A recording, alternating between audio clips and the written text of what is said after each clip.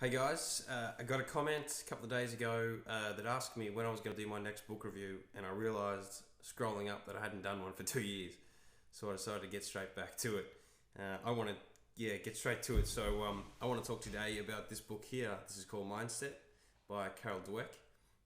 Very important book for me as a coach, and I think it should be essential reading for any coach, any parent, any teacher, somebody who's in a position of power around people in their formative years. Very, for me, helped me to kind of think differently about my job and think a little bit deeper about how I approach it.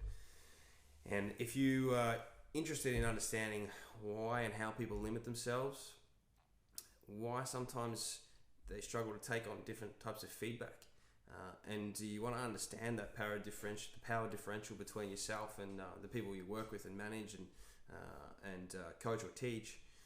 This book, super important book, and it actually inspired, along with the experiences after sort of doing more study, it actually inspired one of the blogs I wrote called Why Talent Fails.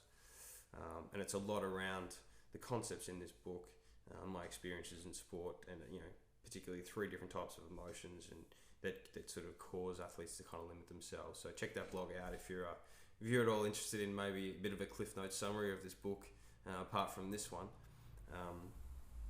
But the reason I came across this book was actually one particular experience I had one day with one of Australia's better athletes at the time, probably 4 or 5 years ago. I reckon he would have been in the top 10 athletes in Australia, and some really simple feedback that I gave him just triggered him, like completely irrational response. Very basic feedback around some footwork and positioning stuff that he could do to improve his game, improve his movement, and it was like I had completely insulted him at a personal level, and it was just a completely irrational response that really just made me kind of sit back and think and really try to understand what went on there.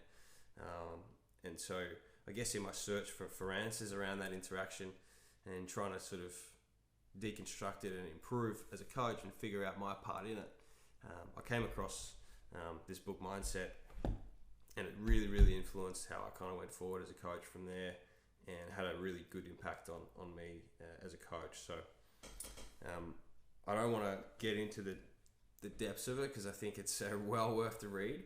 But the crux of the matter is it's the words we use really matter as coaches, and the types and how we frame our feedback is actually sometimes more important than the actual feedback we give. So it's all about looking at different types of feedback and the impact on sort of subsequent behavior. And the two sort of things that are compared is process focused feedback versus outcome focused feedback. And it sounds quite simple when you just sit here and talk about it, but the way Carol sort of researched it and showed the influence that the different types of feedback can give, it's just amazing the ripple effect that some simple words can have at a particular time in someone's life and career. And I think a lot of people, they think that the top athletes, the most talented people, they're completely flawless, and they all want to learn, that sort of thing, but everybody's got blocks. It just so happened to me that I sort of stumbled across one with this guy, and triggered something in him that sort of brought up some unpleasant memories, or challenged some of the beliefs that he held about himself. So he actually didn't hear what I was saying at all. He didn't interpret any of the content that I said. He heard that I was telling him he wasn't talented, and the response was I guess what you'd expect from somebody that's extremely talented. Defensiveness, ego, anger as well was the other emotion that I think came out in him. So just this book really helped me kind of work through that and understand how you attack it, and then also when you're working with young people, how you sort of prevent these sort of things from happening and improve their ability to learn. And one of the things that I've noticed about the best athletes is they have the fewest blocks to learning. They're just complete sponges for anything and everything that can help them get better. That's illegal, obviously.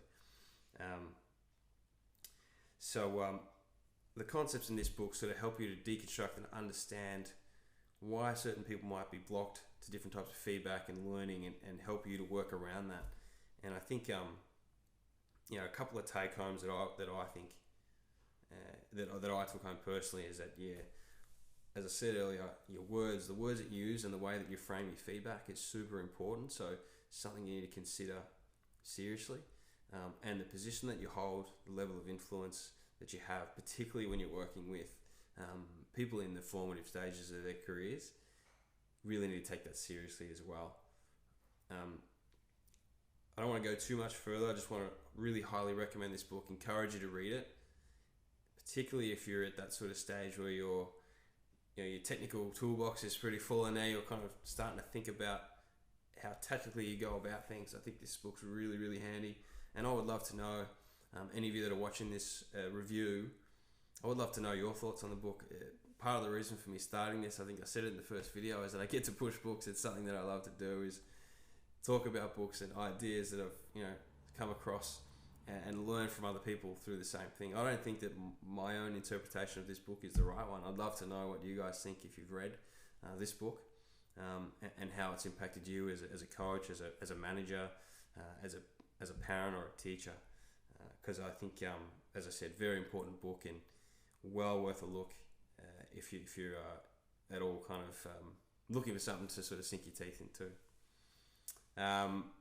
Hopefully I'll do another one of these again very soon, not another 2 years, but see you guys very soon.